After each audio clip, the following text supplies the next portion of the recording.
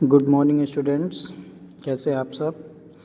तो आज हम पढ़ेंगे अपने इंग्लिश फर्स्ट का चैप्टर नंबर 20 जिसका नाम है द मॉडल मिलियनेयर।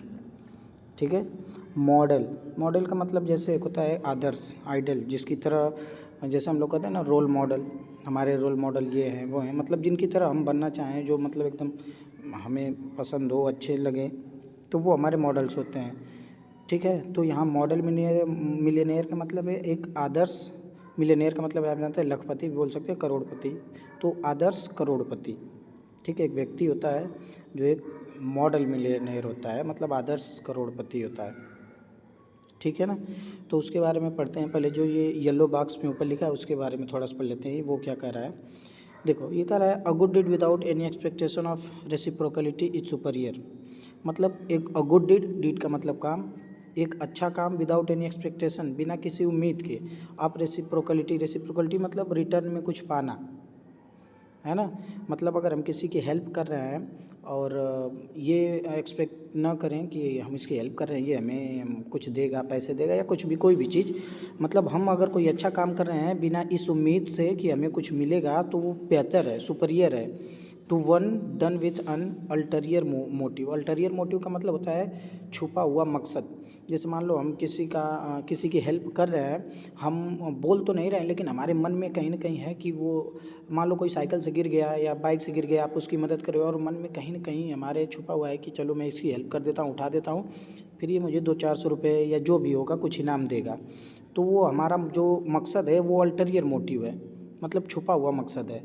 तो ये छुपा हुआ मकसद ठीक नहीं होता है, बल्कि वो काम अच्छा होता है जिसमें हम किसी चीज़ की उम्मीद नहीं करते हैं कि हमें कुछ मिलेगा। तो वही कहा है good deed without any expectation of reciprocity is superior, यानी बिना किसी उम्मीद के कोई अच्छा काम करना बेहतर है, किससे, छुपे हुए मकसद से कोई काम करने से।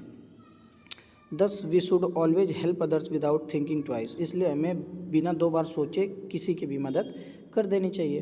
Here is a story that will help you understand the same. यहाँ एक कहानी दी गई है जो आपको ये बात अभी जो मैंने बोला कि हमें बिना सोचे किसी की मदद कर देनी चाहिए, तो ये कहानी ये बात समझने में हमारी हेल्प करेगी। तो चलिए तो कहानी स्टार्ट करते हैं। यहाँ है the model millionaire. Hughie Erskine was a handsome youth but very poor. Hughie नहीं पढ़ेंगे, ह्यूई पढ़ेंगे इसे। ह्यूई अर्स्काइन एक व्यक्ति था, हैंडसम था, बहुत सुंदर था, बट वेरी पुअर, लेकिन बेचारा बहुत गरीब था। ठीक है।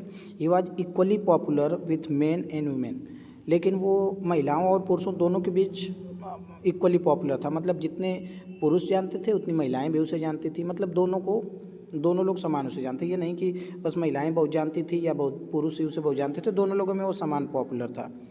His father had left him no money. उसके पिता से उसे कोई भी पैसा नहीं मिला था, मतलब उसके पिता चले गए थे, मतलब पास अवे हो चुके थे, मर चुके थे, लेकिन उसके लिए कोई पैसा नहीं छोड़े थे। He had tried every kind of business without sticking to any. ठीक है। वो हर तरह की मदद किया, हर तरह का ट्राई किया, हर तरह का प्रयत्न किया, हर तरह के बिजनेस में प्रयत्न किया बिना किसी से हेल्प लिए।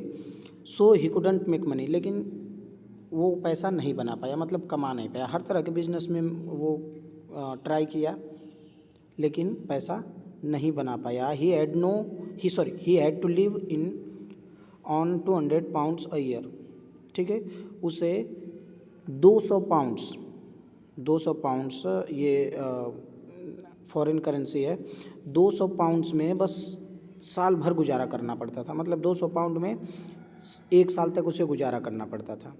ही was in love with a girl named Laura Merton. ठीक है।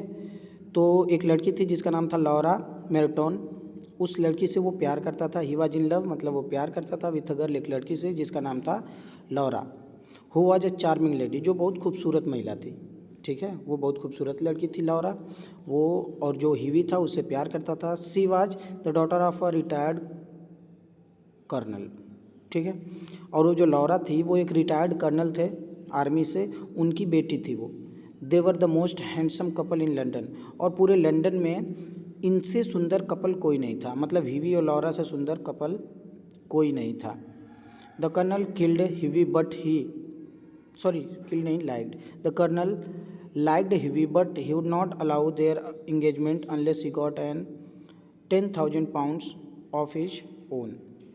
देखो यहाँ बता रहा है कि जो कर्नल थे यानी लौरा के जो फादर थे वो हीवी को पसंद तो करते थे, लेकिन वो बोले कि तब तक मैं इंगेजमेंट नहीं होने दूंगा जब तक ये 10,000 पाउंड नहीं कमा लेता है।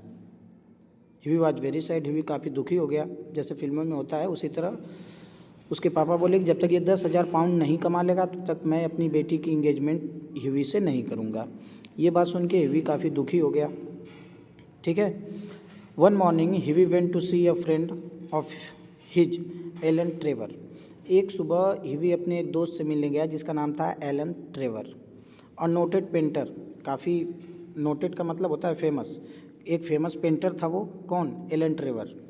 ही was a rough fellow but the picture he painted were readily purchased. ठीक है।